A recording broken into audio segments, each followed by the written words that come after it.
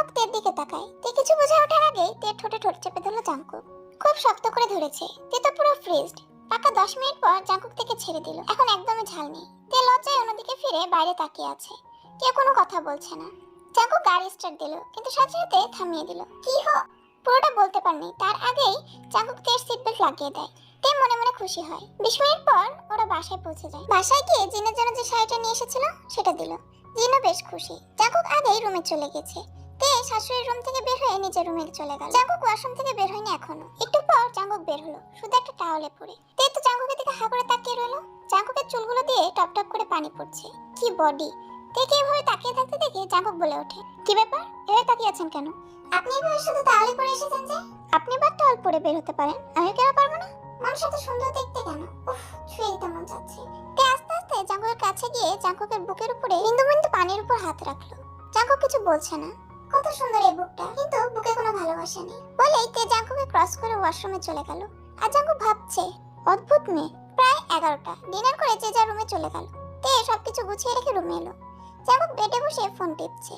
তে ওয়াশরুম থেকে এসে ধুপ করে জাঙ্কুকের কোলে উঠে বসলো। কি হচ্ছেটা কি? আপনি যখন তখন এভাবে কোলে বসেন কেন? আমার একটু ভালো লাগে না। রাগীভাবে বলে ওঠে জাঙ্কুক। আমাদের অনেকেরই অনেক কিছু ভালো লাগে না, তবু আমাদের কিছু করার থাকে না। যেমন সিঙ্গাপুরে আপনি যা করেছিলেন, সেটা আমারও সেদিন ভালো লাগেনি। কিন্তু দেখুন, সে আমি কোথায় আপনাকে ঘৃণা করবো তা না, উল্টা ভালোবেসে ফেলেছি। তাই আমার এসবও আপনার ভালো লাগাতে হবে। এখন তাড়াতাড়ি আপনার টি শার্টটা খুলুন তো। বলে টি শার্ট ধরে টানাটানি শুরু করে দিতে। উফ, টি শার্ট খুলবো কেন? খুলতে তো হবেই, আমি যখন চাচ্ছি।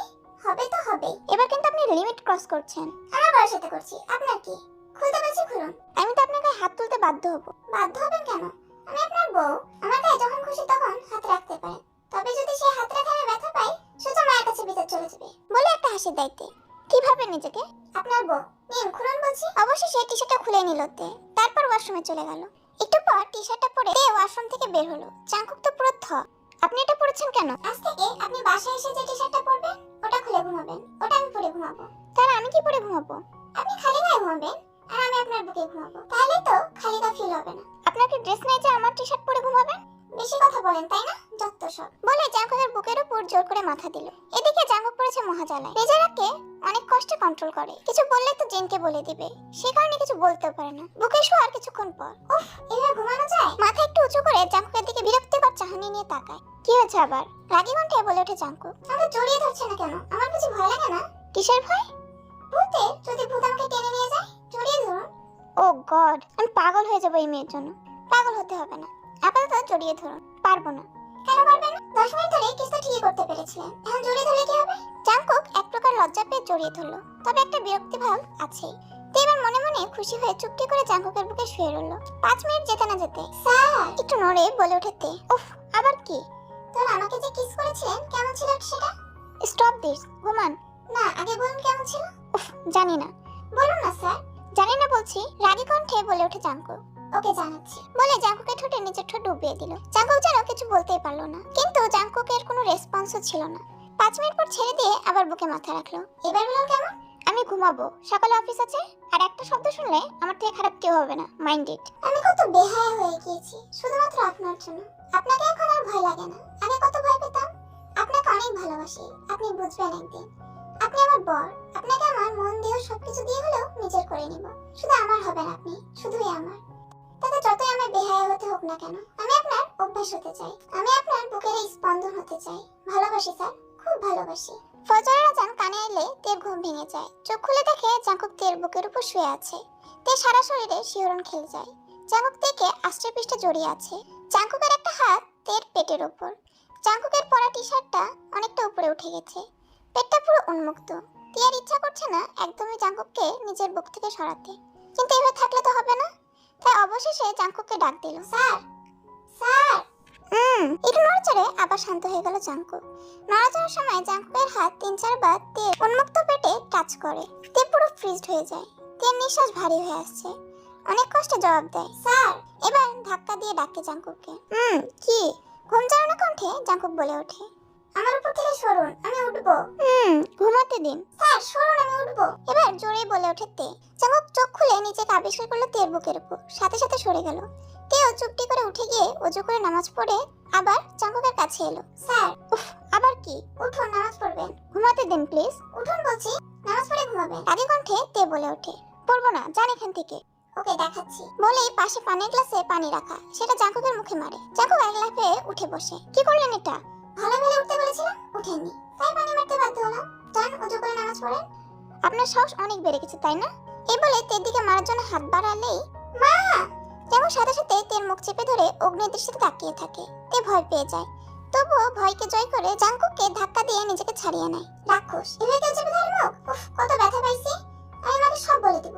আমি রাক্ষস আর মাকে বলে দিবেন? রাগী কণ্ঠে বলে জাঙ্কুক। হ্যাঁ আপনি রাক্ষস, নামাজ পড়লে বলবো না কিছু, প্রমিস। জাঙ্কুক আর উপায় না পেয়ে রাগে কচকচ করতে করতে অসমে গেল। তারপর অজু করে নামাজ পড়ে নিল।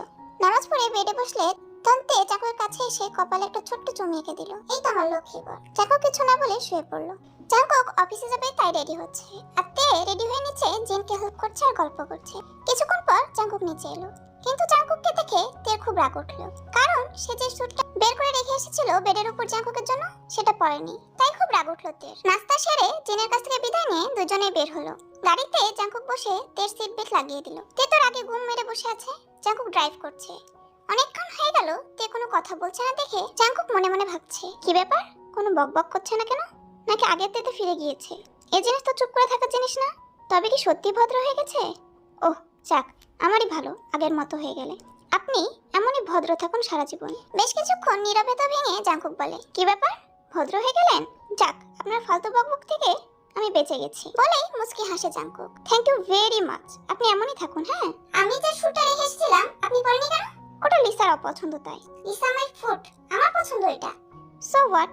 পরে দেখবেন সো আর হোয়াটের কেটে লিসা রেশ একদম গুছিয়ে দিব। মনে মনে কথাগুলো বলে ওঠে তে। 10 মিনিট পরে ওর অফিসে পৌঁছালো। তে আজ আর ওর ডেস্কে যায়নি, সোজা জাঙ্কুকের কেবিনে চলে গেল। জাঙ্কুকের পেছন পেছন সব ঠিকঠাক করে জাঙ্কুকের জন্য কফি বানাতে চলে গেল। এর মধ্যেই লিসা জাঙ্কুকের কেবিনে ঢুকলো। ঢুকেই জাঙ্কুকে বলে ওঠে, আজ কিন্তু তোমাকে খুব হ্যান্ডসাম লাগছে। অবশ্য তুমি হ্যান্ডসামই, তোমাকেও বিউটিফুল লাগছে। লিসা কিছু বলতে যাবে তার আগেই পিছন থেকে শোনা গেল তের কণ্ঠ।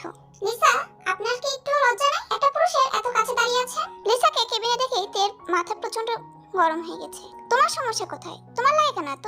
আপনি কেন বলেছেন ওনার আশেপাশে আসবেন না? আপনি দূরে দূরে থাকবেন, কথা বুঝেন না? আপনার সমস্যা কি তে?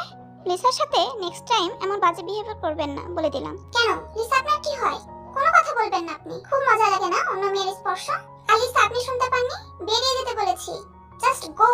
জাঙ্কু, তে কিন্তু অপমান করছে আমাকে। আপনাকে বেরিয়ে যেতে বলেছি, স্যার এখন কিছুই বলবে না, গো। জাঙ্কুকে চেয়ারে বসে পড়লো, আর লিসা আগে গজগজ করতে করতে বেরিয়ে পড়লো। তে সাথে সাথে দরজা লক করে দিয়ে জাঙ্কুকের কোলে বসে জাঙ্কুকের কলার টেনে ধরলো। কি হচ্ছে কি? আমার কলার ধরার সাহস কই পান আপনি? রাগে কণ্ঠে বলে ওঠে জাঙ্কুক। আপনার ঘরে বউ আছে, বউটা অফিসে থাকে, তবুও লিসার সাথে এত ঘেঁষেন কেন? কলার ছাড়ুন বলছি তে। অগ্নিদৃষ্টিতে তের দিকে তাকিয়ে বলে। তে এমন চোখ দেখে সাথে সাথে ছেড়ে দেয়। আমি আপনাকে ভয় পাই না, মনে রাখবেন। আজ লিসাকে জব থেকে তাড়িয়ে দেবেন, তা না হলে আমি সবাইকে বলে দিব আপনার আর আমার বিয়ের কথা। হোয়াট? হ্যাঁ, মেয়েটাকে আমার একদমই সহ্য হয় না। ওকে, জব থাকো, কিন্তু এই অফিস থেকে আপনাদের ওই অফিসে ট্রান্সফার করুন। এখন লিসাকে মেল পাঠান। No, I can't do this. Okay, আমি সবাইকে চিল্লিয়ে বলতে যাচ্ছি বিয়ের কথা। বলেই তে জাঙ্কুকের কোল থেকে উঠতে যাচ্ছিল, কিন্তু তার আগে জাঙ্কুক তেকে টেনে বসিয়ে দিল। আর তে ছটফট করছে যাবার জন্য। ছাড়ো আমায়, আজ আমি সবাইকে বলেই দেব। মোচড়ামুচড়ি বন্ধ করুন বলছি। ছাড়বেন না তো? ওকে, আমি এখানে বসে জোরে চিৎকার করে বলবো, সবাই শোনো। পুরোটা বলার আগেই জাঙ্কুক থেকে নিজের দিকে ঘুরে তের ঠোঁটে ঠোঁট ডুবিয়ে দিল, যাতে একটু আশা করেনি। জাঙ্কুকের এক হাত তের কোমর জড়িয়ে আর এক হাত দিয়ে তের দু হাত একসাথে ধরে আছে। জাঙ্কুকের স্পর্শে তে সাড়া না দিয়ে থাকতে পারলো না, তাই রেসপন্স করলো। প্রায় 5 মিনিট পর জাঙ্কুক ছেড়ে দিল। সাথে তের হাত দুটো, কিন্তু তে ছাড়তে চাচ্ছে না, তাই হাত দুটো দিয়ে জাঙ্কুকের চুল ধরে এবার নিজের ঠোঁট ডুবিয়ে দিল। জাঙ্কুক কিছু বলতে পারলো না, কারণ শত হলেও পুরুষ তো। কতক্ষণই বা একটা মেয়ের এমন গভীর স্পর্শ থেকে নিজেকে দূরে রাখা যায়। তে নিজের মন মতো জাঙ্কুকে স্পর্শ করে জাঙ্কুকে জড়িয়ে ধরলো। জাঙ্কুক ধরলো না। আমার পা ব্যথা করছে। সে কখন থেকে আমার কোলের উপর আপনি? আপনি যে একটা চালের বস্তা, আপনি জানেন? কি? আমি চালের বস্তা? ব্রুকুচকে তাকিয়ে বলে ওঠে তে। তা নয় তো কি? আমি একটু আপনার কোলে এমন করে বসি, দেখুন কেমন লাগে। আপনি তো গন্ডার। না না না, হাতি। হাতি মানুষের উপর কোলে মানুষ বাঁচে? মুখ ভেঙচি কেটে বলে তে। কি? আমি হাতি? হ্যাঁ হাতি। নিন, লিসাকে মেল পাঠান। দেখুন, এটা পারবো না, প্লিজ, মেয়েটা কষ্ট পাবে। ওকে, তবে দুটো শর্ত আছে, তাহলে আমি এ নিয়ে আর কথা বলবো না। কি কি? লিসা থেকে এক হাত দূরে দাঁড়াতে হবে সব সময়। ওকে, আরেকটা? আর প্রতিদিন অফিসে আসার আগে আমার কপালে একটা করে ভালোবাসার স্পর্শ দিতে হবে। সরি, আমি পারবো না। ওকে, পারতে হবে না, আমি চিৎকার করে আনছি দাঁড়ান। এই বলে তে জাঙ্কুকের কোল থেকে উঠে গেল। এবার আর জাঙ্কুক ধরতে পারলো না। দরজা খুলবে তখনই আমি রাজি রাজি রাজি। পরে পার্টি নেবে না তো? না। দাঁতে দাঁত চেপে বলে জাঙ্কুক। Good boy. আর স্যার আপনার রুমটা না সাউন্ডপ্রুফ, আপনি ভুলে গেছিলেন, তার জন্য থ্যাংক ইউ। বলেই তে বের হয়ে ডেস্কে চলে গেল। আর জাঙ্কুক বলদের মতো বসে বলতে লাগলো, জন জাঙ্কুক, তোকে একটা মেয়ে এমন বলদ বানিয়ে দিল, মর তুই শালা মর। আস্তে নিজের ডেস্কে বসে কাজ করছে আর জাঙ্কুকও। তবে আজ লাঞ্চের পরে একটা মিটিং আছে, তেকে সেই মিটিং এর প্রেজেন্টেশন দেখাতে হবে, তাই প্রস্তুতি নিচ্ছে তে। তে প্রস্তুতি নিতে নিতে ভুলে গিয়েছে লাঞ্চের সময় হয়ে গিয়েছে। জাঙ্কুক এদিকে ঘুরে দেখছে বারবার, দরজায় তাকাচ্ছে তে কেন আসছে না এটা দেখার জন্য। কিছুক্ষণ পরেই তে এক প্রকার দৌড়ে লাঞ্চ নিয়ে জাঙ্কুকের কেবিনে এলো। জাঙ্কুক তেকে দেখে ফ্রেশ হতে গেল। ফ্রেশ হয়ে বসলে তে খাবার প্লেট নিয়ে নিজে হাতে মেখে বলল, হ্যাঁ করুন, একদম সময় নেই, আমি আপনাকে খাইয়ে দিচ্ছি। আপনি নিজের হাতে খেলে আপনার আবার ফ্রেশ হওয়ার জন্য যেতে হবে, এত সময় নেই, হ্যাঁ করুন তাড়াতাড়ি। জাঙ্কুকের মুখের কাছে খাবার নিয়ে কথাগুলো বলে তে। বুঝেছি, আজ আমার লাঞ্চ হবে না।